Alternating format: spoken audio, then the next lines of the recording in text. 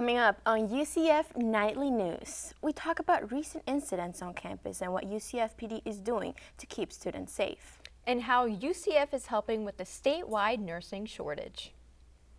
We also take a look at a new way students can get headshots taken on campus. In sports, we look at new ways students are flocking to cheer on the basketball team this season. Nightly News starts now.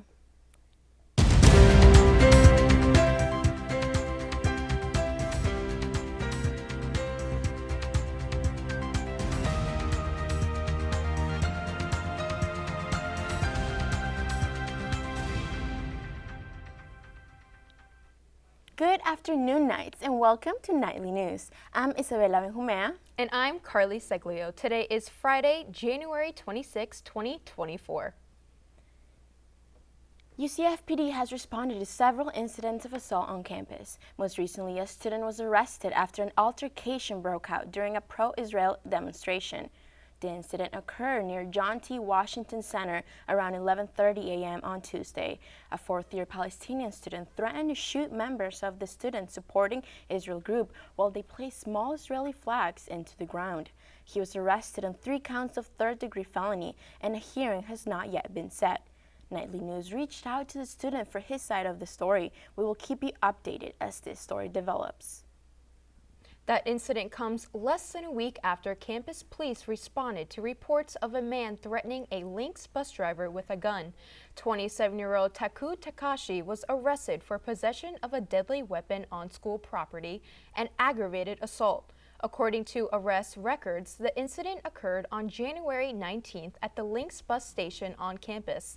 The suspect reportedly pulled out a firearm and pointed it at the bus driver. Police officers were able to locate the suspect shortly after the incident. According to the Orange County Clerk of Courts, he is scheduled for a hearing today. He was entered as a not guilty plea. Florida Governor Ron DeSantis suspended his presidential campaign this past Sunday. The governor dropped out of the race and endorsed his rival former President Donald Trump and denounced his competitor Nikki Haley, saying his speech how Republicans can't go back to the all-Republican guard of yesteryear, a repackaged form of warmed-over corporatism that Nikki Haley represents. UCF political science professor Aubrey Jewett sees the recurrent pattern in this and believes more Floridians will run for office in the future. It's just they had the misfortune of going up against Donald Trump, who just seemed to seize control of the party and has this fanatical loyalty amongst a lot of the MAGA base, right? UCF students to do the research on candidates they intend to vote for and show up to the polls and vote. Florida's Board of Governors voted this past Wednesday to remove sociology from Florida universities' required introductory courses for graduation. This will impact all 28 Florida state colleges, including UCF. The decision that was initiated in November by Florida Education Commissioner Manny Diaz Jr. cited concerns about the curriculum containing exploratory content rather than factual history, officials said. As a result of the removal, sociology courses will be replaced by an introductory course focusing on American history prior to 1877. UCF's newest building had its groundbreaking ceremony and it looks to make impact. The Dr. Phillips Nursing Pavilion hopes to help with the nursing shortage plaguing the nation. Nightly News reporter Ray Curiato gives us a closer look at the new nursing shortage and what UCF looks to do about it. Data from the Florida Hospital Association shows the nursing shortage increasing in the coming years, with Florida facing a shortage of nearly 60,000 nurses by 2035. To help combat it, the state has turned to education, committing to over $40 million to UCF to help fund a new building and support it for the next generation of students. Dean of UCF's College of Medicine, Mary Lou Soul, has made it her mission to combat this crisis by training the next generation. Every one of you has encountered a nurse at some point, in some way, throughout your life. And if you live in Florida, chances are the nurse who's been helping to take care of you is a UCF night nurse. The new building, dubbed the Dr. Phillips Nursing Pavilion, looks to be the new frontier for the nurses of tomorrow. That being said, until 2025, UCF Knights can get their start right here at the College of Nursing. Despite facing a nursing shortage, Students like nursing major Chukwuemeka Okeke believe that Florida will pull through as their craft is essential for all Florida residents. Like with the shortage of nurses, you could just make a change, you know? Like especially with your passion, and you could like introduce your personality to the field, you could really make a difference. No matter how small or how big, there's always a difference you can make. According to the American Association of Colleges of Nurses, schools like UCF increasing their commitment to the nursing industry will help it recover. However, the work is only beginning. In Orlando, Raymond Collado, UCF Nightly News. According to the American Nursing Association, Florida isn't the only state taking action. All around the U.S., many states have had the nursing shortage. If you are interested in becoming a nurse, some Florida hospitals are now offering a tuition reimbursement for employees who want to go to the nursing school. That's according to Herzing University. For Human Trafficking Awareness Month, UCF's Knights of the Realm hosted their first Red Sand event. The Red Sand Project is an international participatory artwork created by Molly Guckman. According to a national human trafficking hotline, Florida ranks 3rd in the nation for calls, but within Florida, Orange County ranks 2nd. Sydney Weisman is the president of Knights of the Realm, and she says the average distance between a trafficked person and their house is 8 miles. We hope to spread awareness to our students of what this looks like in the workplace. Human trafficking is very prevalent within the hospitality industry. As much as 80% of victims or recovered victims from sex trafficking were recovered from hotels and motels. To spot early signs of trafficking among guests so they avoid becoming a victim themselves. UCF student government hosted a Light the Night drone show last week to kick off the 2024 spring semester. SJ says this event was a collaboration with the Orlando Economic Partnership and thought it was a perfect opportunity to include the students in on the fun. The drones came from a local company in Orlando. Since this was the first time the event was put on, SJ says it had immense success and hopes to do this again. Students can always check the SJ Instagram for future events coming up. UCF students with food allergies, listen up. A new piece of technology has been added in Student Union just for you. This week, a recent update using the kiosks now includes a section for students to list their food allergies. When students first walk up to a kiosk, it provides an option to list their food allergies. After ordering, the food allergies will appear on the receipt and will let the kitchen staff know to prepare the food safely. I was born being allergic to peanuts, dairy, pineapple, shellfish, and sesame seeds, and it's really helpful to know that it's all in the system and it's all digitally there. I have not had anything in the student union until this came out, so it's made my student union experience by far so much better. The Student Business Administration designed this to advocate for food allergy safety. Early this January, student government launched a headshot photo booth in the student union.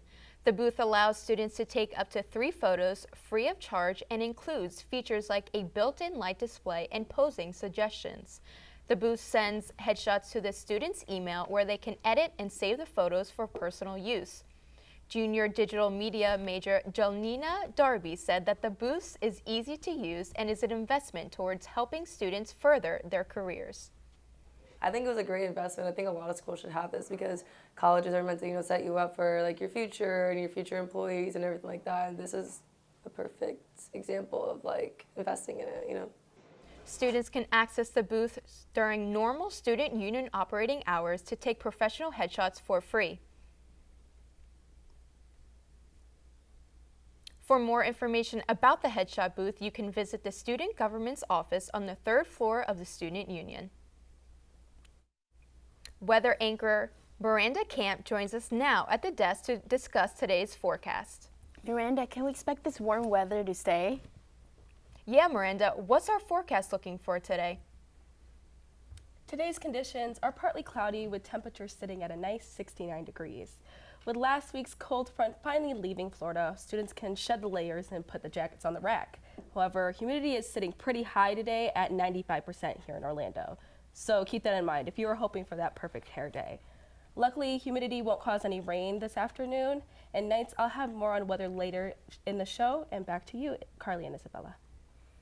Coming up after the break, how some UCF students are spending their day swamped with supporting a protected state tree. Plus, a team of UCF is leading the way with research that could change the way cancer is being treated. We'll be right back.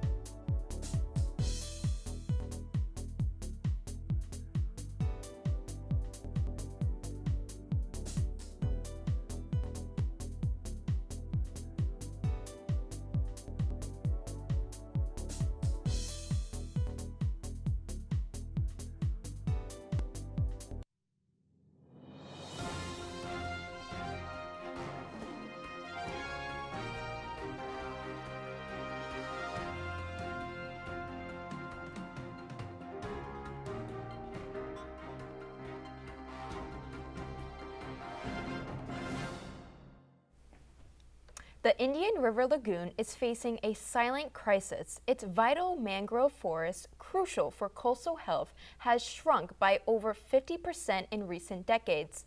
According to the Florida Oceanographic Society, Nightly News reporter Cassie Wilkins gives us an insight into how UCF is fighting back against the decline, offering hope for the lagoon. Inside UCF's Coastal and Estuarine Ecology Lab, students and volunteers grow and nurture mangrove seedlings to prepare them for their new homes into the Indian River Lagoon. Dr. Linda Walters, a UCF biology professor, says C-Lab has been restoring shorelines on the east coast of Central Florida since 2011. We take care of the plants all year round, and then in the spring each year, late spring, we deploy them on the shoreline. And as I said, we've been doing it since 2011, so we have mangroves that started off 6 inches tall, and now they are 20 feet tall. C-Lab's work extends beyond just restoration. C-Lab works to protect oysters from boat wakes, hurricanes, and microplastics. Walter says mangroves create habitats, provide food for animals, and give hiding places to different species with their many blades and trunks. Over 67,000 volunteers have joined C-Lab since their start in 1977. Unpredictable weather is a struggle at times for C-Lab, but volunteers continue their work rain or shine. Jordan Collis is a restoration technician with C-Lab and says their work is important for the overall health of the Indian River Lagoon. Recruitment of new oysters in the areas where we've deployed this marsh grass and these mangroves, we're seeing that they're holding up and thriving in this new environment, which is really great to see. The Indian River Lagoon is the largest estuarine system in the United States, says C-Lab. C-Lab's biggest obstacle has been sea level rising, which can cause issues with relocation. In Orlando, Cassie Wilkins, UCF Nightly News. You can join C-Lab in the mission to restore, reconnect, and rewrite the future of precious ecosystems by contacting Dr. Walters. Cancer is the second leading cause of adult deaths in the U.S., according to the American Cancer Society, and UCF College of Medicine researchers helping this cause. I spoke with Dr. Fainstill and his team, who are developing a new treatment that prevents cancer cells from metastasizing.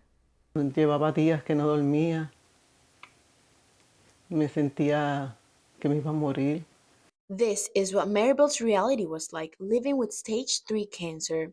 She says God and her family are what kept her going during the 2 years that she was in and out of chemo. Fueron 12 y después me añadieron 4 más quimioterapias. Me hicieron 33 radiaciones. Tengo una mastectomía doble y ahora estoy peleando con la mitad de mi cuerpo que tengo Parkinson.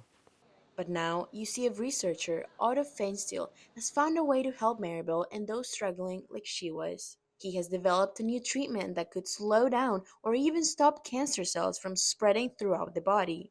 A new anti-metastatic drug could be a game changer for cancer patients. Metastatic cancer accounts for 90% of all cancer deaths.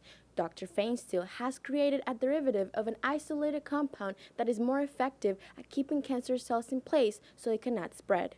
Dr. Feinstiel explains how this drug is able to stop cells' movement. What happens in the presence of this drug is we seem to be disrupting those fibers, that it becomes disorganized in how they can be made and broken down again.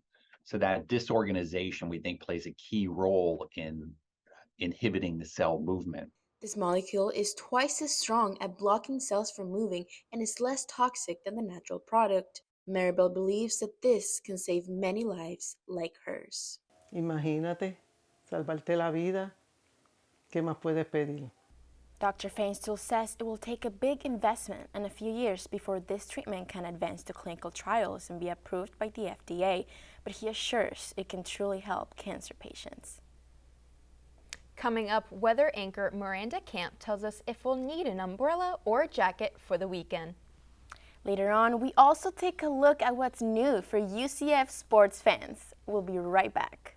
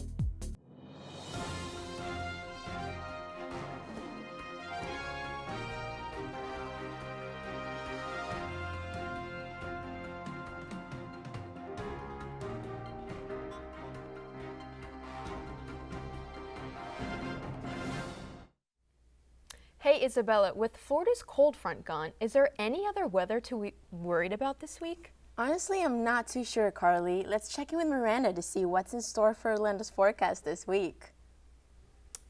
Thanks, guys, and welcome back, Knights. I hope everybody's having a good start to this semester. Let's look at what weather's looking like on campus today. So we're sitting at a pretty cool 69 degrees on campus today.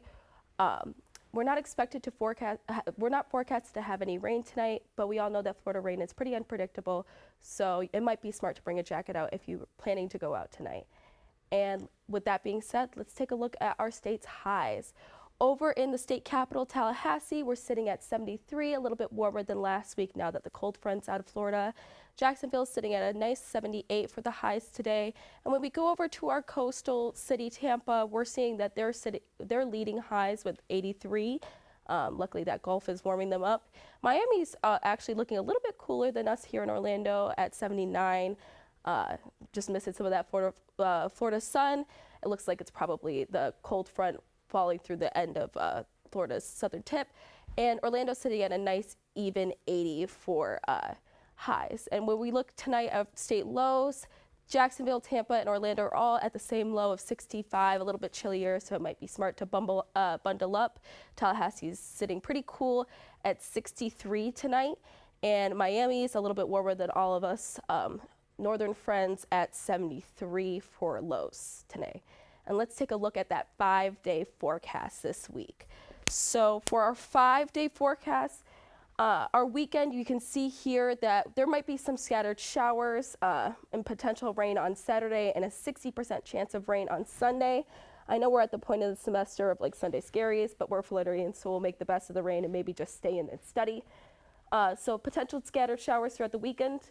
And Mondays, we're sitting at 60s, and we're going to see temperatures kind of dip. But that's all the time I have for weather today. Nights, back to you, Carly and Isabella. Thank you, Miranda. Now let's see what's going on with the radar from our friends at Embry-Riddle Aeronautical University. Reporter Madison Croker tells us more about Florida's conditions in the future and what to expect. Good afternoon, everyone. Today I'm going to be telling you about what the weather is going on within the states. We have some warm, moist air moving across a couple of days to the northern Gulf Coast, Louisiana area, which is going to bring in a chance for strong storms and heavy rain. That's for Friday. Also for Friday, we have a chance of precipitation and wintry mix for the Great Lakes area moving into the New England area too, so they might see a chance of snow. But the big picture we have going on is that we have some warm tropical air coming in through the East Coast, bringing in above normal temperatures, 25 to 30 degrees.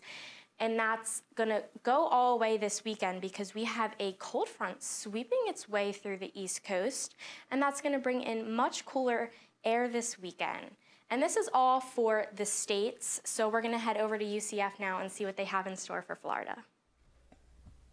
After the break, sports anchor Nick Salvat tells us about the newest trend in the student section at basketball games. Plus, UCF baseball fans will get a chance to meet past and present players to celebrate the start of the first Big 12 season. That and more after the break.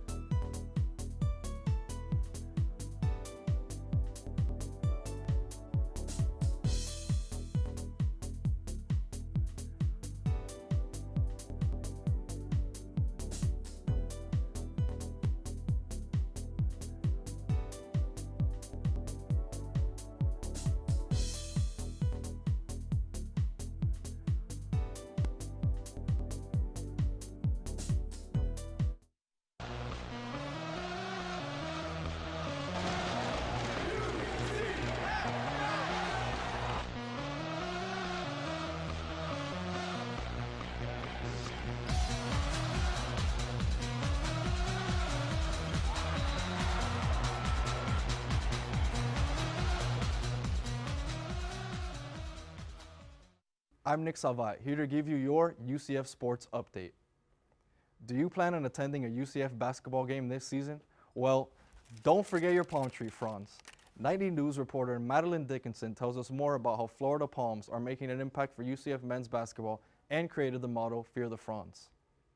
Across the state of Florida, 2,500 species of palm trees thrive due to warm weather and constant rain, according to Green Edge Florida. Now, Florida palms are thriving in another environment, the UCF Edition Financial Arena. Yeah, so there's actually two stories.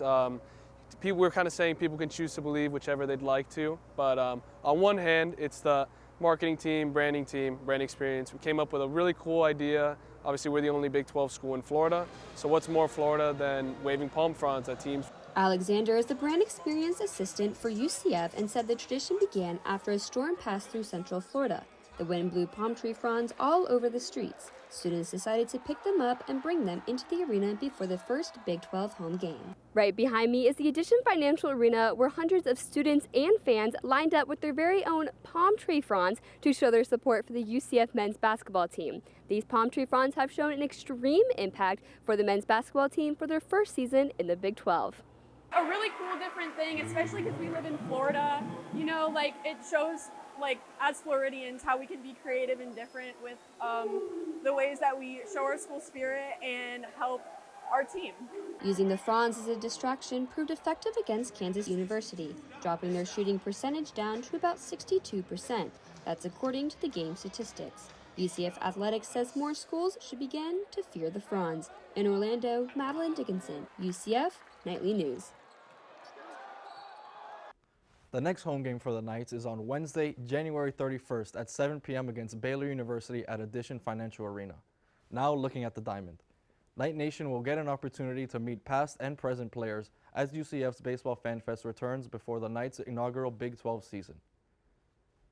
Fan Fest will take place on Saturday, February 10th from 2 to 4 p.m. at John Uliano Park and will be free of charge. Those in attendance will be able to test their skills in the bullpen and batting cages with both UCF players and coaches. UCF baseball season will officially get underway on Friday, February 16th as it welcomes Bryant University to town for opening night. That's all I have for you in sports. Back to you, Isabella and Carly. Thank you, Nick. That's all our time for right now. Thanks for joining us. Remember, you can always keep up with us during the week on our website, nicholsonstudentmedia.com. And if you got a story idea you want us to know about, send it our way. You can reach us at nightlynewsucf@gmail.com. Thanks for watching and have a great day.